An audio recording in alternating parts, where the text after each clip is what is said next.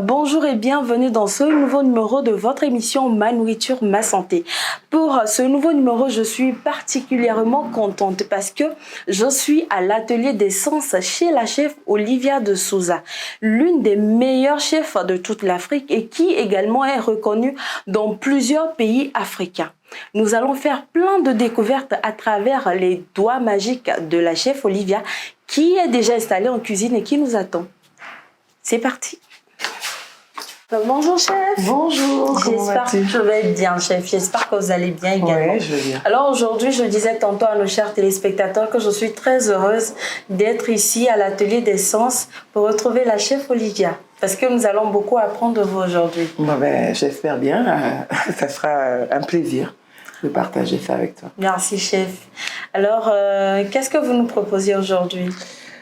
Alors, donc là, j'étais en plein dans une mise en place. Donc, pour le moment, je coupe des oignons, mais on avait dit qu'on allait... J'ai du petit gaou à faire. D'accord. Voilà. Donc, on va le faire ensemble. Comme ça, je te montrerai ma recette du petit gaou. Avec plaisir. J'ai aussi de la vigne au cuit. D'accord. Que je dois faire pour ce soir. Donc, du coup, je vais le faire avec toi. Comme ça, ça fera 2 en 1. Exactement. Ça me fera plaisir de beaucoup apprendre de vous aujourd'hui. D'accord. D'accord. Maintenant, pour réaliser notre petit gaou, nous avons besoin de quoi ? On a besoin de farine de haricots. Voilà. D'accord. Donc, on va la tamiser parce que je l'ai fait moudre un peu en avance. Donc, on va la tamiser. D'accord. Voilà. Je vais en verser là pour ce qu'on va faire. Voilà. Donc, la farine de haricots, bien sûr, la farine de aïe. Voilà, c'est avec aïe qu'on fait la farine de haricots et qu'on fait le petit gaou, qu'on fait le gaou également aussi. On fait beaucoup de choses. Et on fait adoé aussi avec. Avec le aïe, on fait beaucoup de choses. Il faut dire que le aïe, il y a beaucoup de on fait le aïe molli aussi. Le aïe molli, exactement. Et pour rappel, j'aimerais rappeler à nos chers téléspectateurs qu'il y a une fête à Thiévier qui s'appelle Aïzan. Ah oui. Oui, pour mettre en avant le haricot. Tout à fait. Et c'est généralement en début du mois d'août que ça se passe. Okay. Donc, c'est un plaisir. J'espère que j'aurai l'occasion d'y participer. Ouais, parce que moi, c'est ma base. Hein. Aïe, toutes les légumineuses, ce sont vraiment mes bases. Ma cuisine part de ça. D'accord. Voilà. Donc, ok, nous avons besoin de notre haricot. Voilà, on a besoin de haricots, on a besoin d'eau. D'accord. Voilà, c'est très simple. Hein. Haricots, d'eau. Mais bon, moi, je mets un peu d'épices. Donc là, c'est un mélange d'épices. Avec du cumin, du laurier, du poivre, voilà. C'est un mélange que j'ai créé avec une dame qui s'appelle Olivia, qui est mon homonyme aussi, et ça fait une dizaine d'années qu'on travaille sur cette épice-là. Donc voilà, du coup, je mets un peu d'épices, on va mettre aussi un peu de sel. Un peu de sel. Voilà, un peu de sel. Mais c'est la première fois que je vois mettre des épices dans oui, parce que justement, moi, je voudrais qu'on le mange, parce qu'on n'a pas forcément le temps de le manger assis. Alors que le petit gaou, quand on met l'huile rouge, on met les oignons et tout ça, ça peut couler. Donc du coup, moi, je me suis dit, je vais l'assaisonner pour que quelqu'un puisse le manger tout seul. Vous allez voir, quand on l'a assaisonné, on n'a plus besoin d'attendre, quoi. Ça veut dire que quand tu le prends comme ça, on le mange directement, tout est dedans. Petit gaou revisité. Voilà, petit gaou revisité. Voilà, donc du sel, des épices, de l'eau. D'accord. Voilà, et son fouet. Et avant ça, tu vas mettre ton tablier. Et je vais chercher de quoi tamiser. D'accord, chef.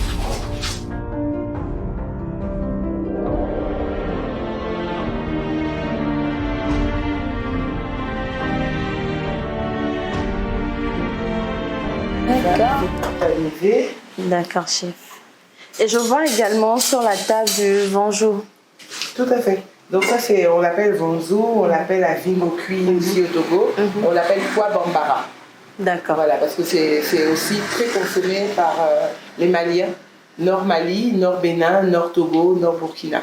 C'est vraiment un produit du Sahel. Il faut dire qu'on retrouve plusieurs plats africains dans plusieurs pays. Tout à fait. On retrouve les mêmes plats. Maintenant faits de différentes façons, mais on retrouve les mêmes produits en fait. Les mêmes produits, les mêmes légumes. D'accord. Et on va l'utiliser pour faire quoi, chef? On va l'utiliser pour faire, moi, ce que j'appelle avigne au cuit. On dit veillis floflo. Moi, j'appelle ça avigne au cuit floflo. En fait, je vais juste le faire mariner dans de l'huile de coco avec des oignons. Donc on met un peu beaucoup d'huile, mais bon, pour ça, je ne m'inquiète pas, c'est de la bonne huile de coco. Et puis on va le manger accompagné du gari et du pedigawa. Ah, d'accord. Voilà. Accompagné du gari et du pedigawa. Voilà. Donc normalement, du moins habituellement, c'est ce qu'ils font, oignons, huile de coco à vingo cuit. On va savoir que c'est déjà cuit, puisque bon, je l'ai pré-cuit. Il faut dire que ça prend beaucoup de temps. Ça prend beaucoup de temps pour cuire, donc du coup on le fait à l'avance, tremper la veille. D'accord. Pour que ça gorge d'eau, parce que c'est très sec, ça gorge d'eau. On le fait tremper à l'avance, donc la veille, et le matin, on change l'eau, on le rince 2 fois, on met de l'eau dessus et on le met au feu pour une 30-40 minutes à peu près. Et puis ça dépend de la quantité. Moi, comme j'en fais beaucoup, donc forcément, ça met un peu plus de temps. Mais pour cette quantité-là, en 20-30 minutes, c'est cuit. C'est cuit, d'accord. Donc toujours tremper avant de le faire. De préférence. Voilà, pour réduire le temps de cuisson. Tout à fait. D'accord. Chef, j'ai une petite question pour vous aujourd'hui. D'accord. Est-ce qu'il vous arrive souvent, après avoir pris le dîner, de prendre un peu de café, histoire de permettre la digestion? Tout à fait. Donc oui, ça m'arrive. Ça m'arrive de prendre une infusion. Je ne suis pas très café, mais je prends une infusion... à tout moment, même pendant la journée, mais c'est vrai qu'après le repas, mais je l'ai su il n'y a pas très longtemps, que quand on le prend avant le repas, c'est bien aussi, parce que ça permet justement... Les infusions ou le café? Les infusions. D'accord. De le prendre avant le repas, parce que ça permet de digérer ce qu'on avait de la veille, on mange dessus, voilà, et de moins le prendre en fin de repas. Donc après, c'est 2 écoles, mais c'est très bon, ça me réchauffe. D'accord. J'aime bien, ça permet effectivement de digérer. D'accord, vous êtes plutôt infusion que café? Oui, je suis plus infusion que café. Je suis infusion, thé, et je suis pas café. D'accord. J'ai également posé la même question à certaines personnes qui ont bien voulu se prononcer et je vous invite à suivre.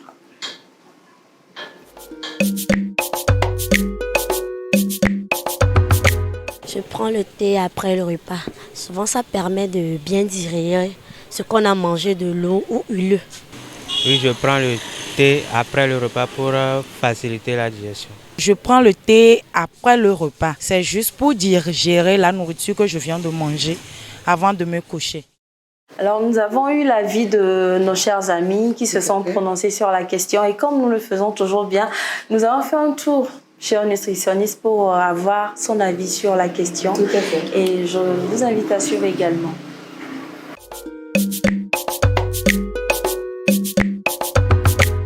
Le thé, tout comme le café, contient la caféine. Bon, c'est vrai, à des proportions différentes. Et l'effet stimulant vient de la caféine. Donc, ça peut aussi produire les mêmes effets, mais à des proportions différentes. L'énergie qu'il donne ne disparaît pas automatiquement. Cela peut rester dans le système jusqu'à 4 heures, 5 heures de temps. Ça dépend de chaque organisme. Le café a des effets secondaires aussi si on en abuse. L'anxiété, la nervosité, la fatigue même après. Parce que quand la caféine quitte le système, l'organisme sera plus fatigué qu'avant. Maintenant que nous avons l'avis du nutritionniste, je pense qu'on peut démarrer notre menu du jour. On va commencer par quoi, chef? On va commencer par le having au cuit. Ça va être très rapide. En fait, pour moi, en t'attendant, j'avais commencé à faire des oignons. D'accord. Donc, tu me suis? Oui, je vous suis, chef. Donc, là, j'ai mis les petits oignons à revenir dans de l'huile de coco. D'accord. Donc là, je vais rajouter de la vigne au cuit.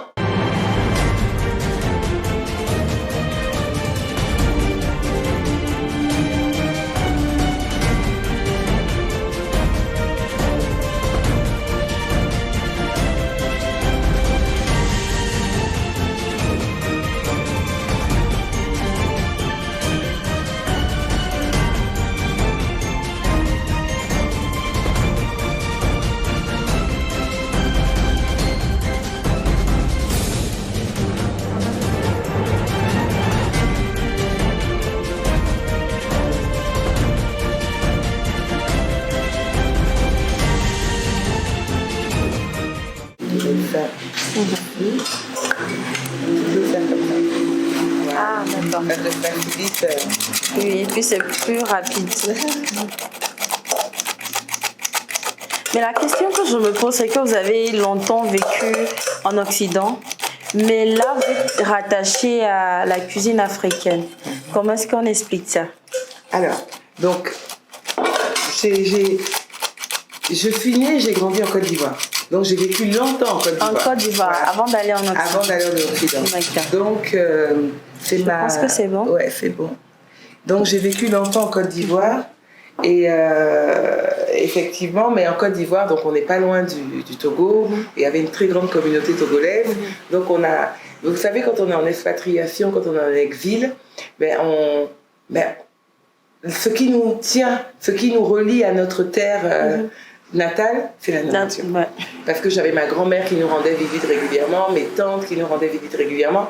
Donc forcément, elle nous faisait des plats. Et donc c'est ça qui fait que quand j'ai fait le choix de rentrer vivre, donc mon retour en Afrique, j'aurais pu aller à Abidjan, où j'avais ma base et tout ça.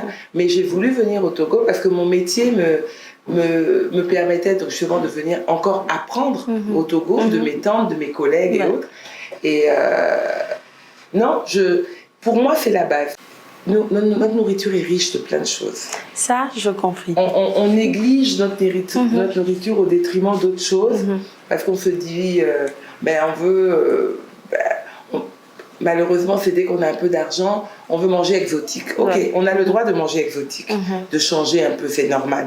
Mais pas tous les jours. On ne peut pas manger des burgers tous les jours. Tout le temps. On ne peut pas manger des... Voilà. Et il faut vraiment faire en sorte de pouvoir manger sa base et nourrissante en plus. On ne peut pas manger des pizzas et puis laisser du pédigaou. Voilà. Malheureusement. Et on ne peut pas faire une pizza avec du pédigaou. Il n'y a aucune raison. Voilà. On mange le pédigaou, on l'assaisonne comme on va le faire maintenant. On essaie de l'agrémenter d'autres choses, mais on ne peut pas en faire une pizza. La pizza, c'est la pizza. Moi, je préfère manger une très bonne pizza qu'une pizza... voilà. Ça, c'est mon... Voilà. Comme la banane plantain, moi, je suis née, j'ai grandi en Côte d'Ivoire. Aloko, c'est ma base. Amadan, c'est pas Aloko. Pour moi. Donc, je me prends des ok, d'accord. On discute, on peut discuter. Mais pourquoi? Mais Amadan, c'est Aloko. Je dis non, Amadan, c'est pas Aloko. Déjà, la façon de la couper. Déjà, Amadan, la banane n'est pas trop mûre. Elle est juste mûre. Oui. Pour faire Amadan du Togo, la banane doit être mûre. D'accord? Parce que si elle est trop molle, ça va prendre de l'huile et ça ne sera pas bon. Alors que la loco, la banane doit être mûre. Bien un peu molle, bien mûre. Ok. Et comme on la coupe en cubes, donc quand ça cuit, c'est un peu comme le ahaywe là. Ça cuit, ça se caramélise, ça... Il paraît que souvent on fait à loco avec de l'huile rouge. Bien sûr, c'est la base. C'est la base. D'accord. Loco, huile rouge, c'est la base. C'est la meilleure, c'est le meilleur à loco au monde. D'accord. Donc voilà. Donc on a fait ça, tu vas prendre ton fouet. Hein. Ben, si on n'a pas de fouet, on prend une fourchette. C'est mieux qu'une cuillère. D'accord. D'accord. Mais parce que oui, il y a des gens qui peuvent ne pas avoir de fouet. On prend une cuillère, qui le font avec la main. Voilà. On prend les doigts. Mais bon, là, on est dans une cuisine. Hein, et on travaille de façon professionnelle. Voilà. Parce que le but aussi, c'est ça, que tout le monde se professionnalise. Et ça facilite beaucoup d'avoir... tu vas avoir un coup de... Voilà. Le pédigaou, ça ne doit pas être trop liquide. Pas trop liquide. Pas trop liquide. Pas trop épais non plus. Pas trop épais non plus. Donc il faut vraiment avoir un bon voilà. Tout ça. Pour que l'eau se mélange bien. D'accord. Et souvent on remarque des grenouilles. Quand on mélange. Ouais. Mais là, comme on a tamisé, il n'y en aura pas. Donc c'est le but en fait. De tamiser, c'est aussi ça. Okay. Et puis là, vous allez voir, vous voyez, un des avantages des pédigaou, on n'a pas besoin d'enlever les yeux noirs pour le moudre. Donc tout est dedans. Et c'est bien aussi, ça n'enlève rien. D'accord. Parce que sinon, c'est du travail. C'est du travail, vraiment. Donc là, on va mettre un peu de sel. Un peu de sel. Voilà. On va mettre un peu d'épices, parce qu'on ne fait pas beaucoup. D'épices. Voilà. Et là, c'est un mélange de tout ça. Persil, oignon, basilic. J'en ai toujours. Et donc moi j'en mets. Donc c'est vraiment mon ouvre-moi quoi. Ouais. Voilà, donc j'en mets pour donner du goût à ma pâte. En tout cas, ça sent bon. Ça sent bon. Nous on a les bonnes odeurs, on aura le goût. Vous En tout cas. vous n'avez que vos yeux. Donc voilà. Voilà. Et puis on va laisser reposer un peu. Ah, je pense que c'est bon. Attends, d'accord. Je voulais juste voir la texture. La texture. Alors, il ne faut pas que ça soit trop épais, ni trop liquide. D'accord. Donc voilà, on va mettre ça de côté. Et moi je vais aller... On laisse reposer pendant combien de temps? Oh, je dirais 5-10 minutes. 5-10 minutes, Ouais. d'accord. Je vais ranger ça. Parce que justement quand on travaille, on range. Il faudrait que le plan de travail soit propre. Ouais.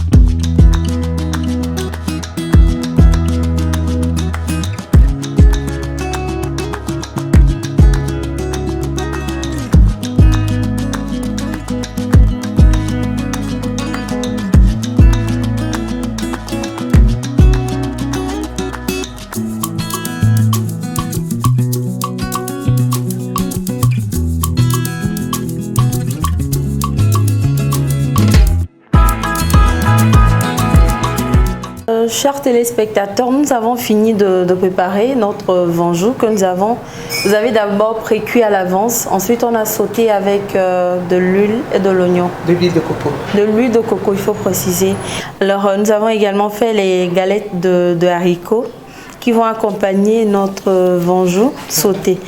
Je pense qu'on va passer au dressage. Tout à fait. D'accord. On va passer au dressage.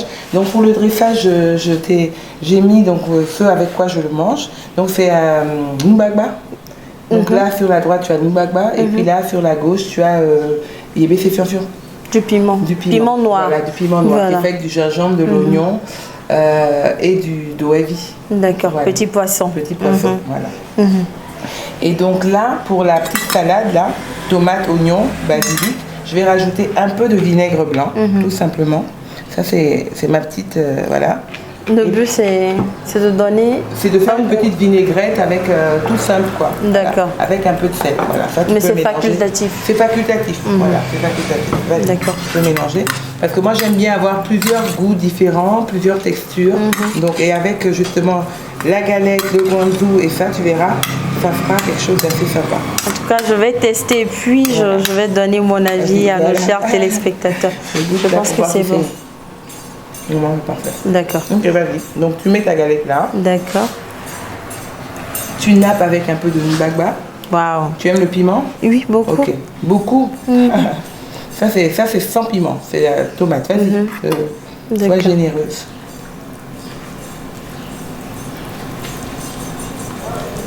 C'est bon, je peux en rajouter un peu. C'est up to you. Ok, je vais en rajouter un peu. Voilà. Voilà, donc maintenant tu peux mettre un peu de piment si tu veux. Je l'étale également. Oui, tu l'étales. D'accord. Voilà. Oula. Je mange beaucoup. Ouais, mais il faut pas. En bonne africaine, ouais, c'est vrai que c'est tous les pas- Africains mangent pas de piment.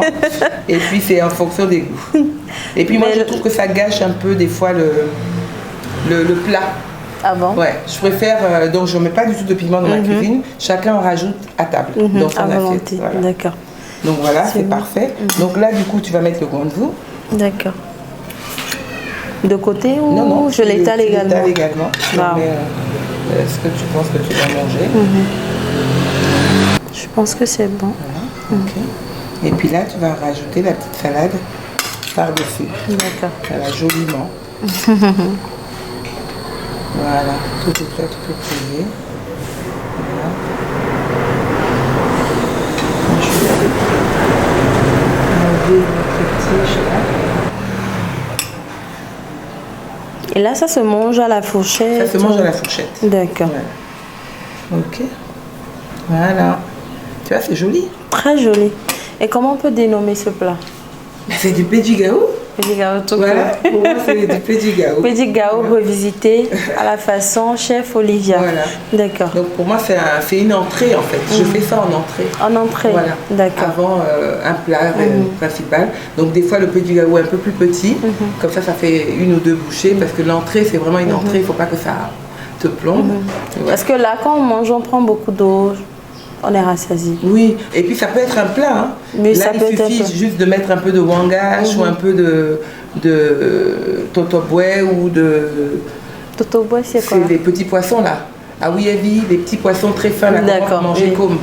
Voilà, tu peux en mettre un peu aussi, ça m'arrive, pour faire un plat, parce que des fois j'en fais un plat. D'accord. Donc je mets ça dessus, je mets un peu plus de haricot cuit et puis ça fait un plat. D'accord. Voilà. En tout cas, j'adore.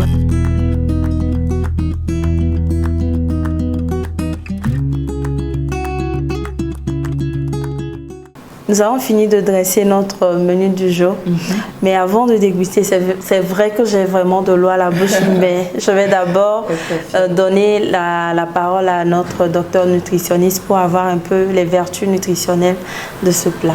Donc, chers téléspectateurs, nous allons suivre avec le docteur nutritionniste les vertus de ce plat que nous venons de réaliser.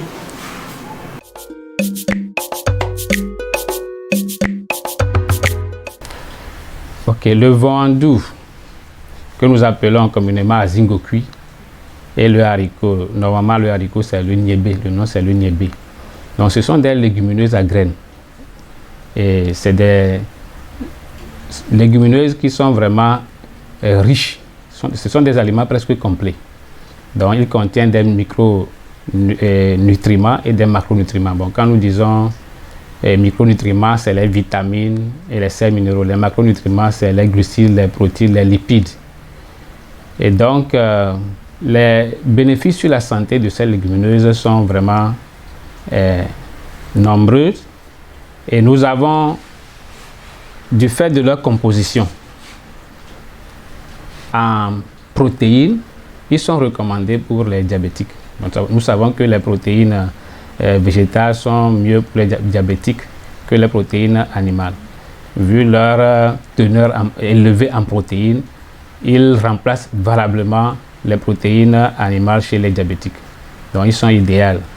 Donc par rapport à leur composition en vitamine A, en les consommant, la vitamine A qu'elles contiennent aide à améliorer la vue, à accélérer la croissance des os, à protéger la peau et l'organisme contre les infections. Chers téléspectateurs, maintenant qu'on a l'avis de notre nutritionniste sur les bienfaits de ce plat que nous avons réalisé aujourd'hui, nous allons passer à la dégustation, n'est-ce pas, chef? Tout à fait. D'accord, alors nous allons déguster et je vous donnerai mon avis parce que, pour être honnête, c'est la première fois que je mange du vangeau. Je n'en ai jamais goûté auparavant, donc je vais goûter et puis je vous dirai. Je vais goûter alors. J'espère que tu vas pas mis de piment. Non, je n'en ai pas mis.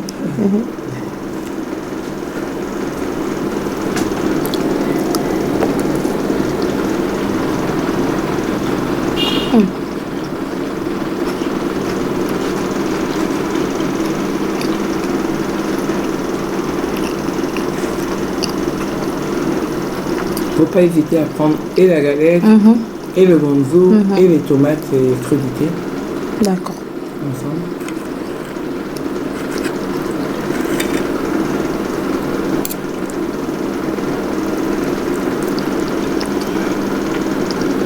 Et donc tu constates qu'il n'y a pas de viande dedans, mais c'est un plat qui est complet parce que le guandou c'est très nutritif. Le aïe aussi, il y a des nutriments dedans. Donc on peut manger que ça. On n'a pas besoin de manger de viande. Ça c'est ce que je dis à beaucoup de gens. Si on peut, on met des œufs, on peut mettre un œuf. Mais si on ne peut pas manger de viande tous les jours, c'est pas grave. Il y a beaucoup de protéines dans le aïe et dans le azingo cuit. Qui remplace la viande et tout ça. En tout cas, c'est super, super, super bon. Et j'aime particulièrement le goût du vinaigre. Ouais. Ça donne carrément une autre saveur à la chose. C'est trop bon. C'est trop bon, trop bon. J'ai plus envie de m'arrêter.